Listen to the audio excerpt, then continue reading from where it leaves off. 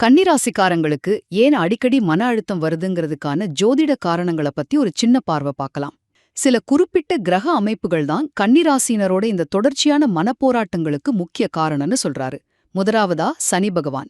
கன்னிராசிக்கு சனி 6ஆம் வீட்டுக்கு அதிபதி, அதாவது கடன், நோய், எதிரி இந்த மாதிரி விஷயங்களுக்கு அதிபதி.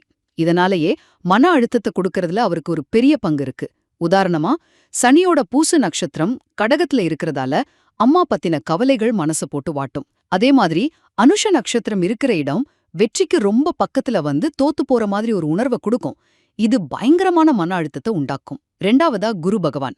குரு ஒரு சுபகிரகம் தானே, அவர் எப்படி பிரச்சனை கொடுப்பார்னு நீங்க கேட்கலாம். ஆனா கன்னிராசிக்கு குரு ஒரு பாதகாதிபதி, அதாவது தடைகளை உருவாக்குறவர். குறிப்பா பிள்ளைகள் விஷயத்துல குழந்தை பரப்புல இருந்து அவங்க கல்யாணம், பேரம்பேத்தி வரைக்கும் ஒவ்வொரு கட்டத்திலயும் கவலைதான். திருமண வாழ்க்கையிலயும் இவங்க ரொம்ப விட்டு கொடுத்து கடைசில நிம்மதியை இழந்துருவாங்க. கடைசியா சந்திரன். மனசுக்கு காரகனே சந்திரன் தான். இதனால இவங்களால கடந்த காலத்தை மறக்கவே முடியாது. நடந்த தப்புகளையும் சோகத்தையும் திரும்ப திரும்ப மனசுல ஓடிவிட்டுட்டே இருப்பாங்க. மத்தவங்கள காயப்படுத்த வேணான்னு நினைச்சு அவங்க ஒதுக்குறதுக்கு முன்னாடியே இவங்களே விலகி போயிடுவாங்க. அந்த வலியும் தனக்குள்ளேயே வச்சுப்பாங்க.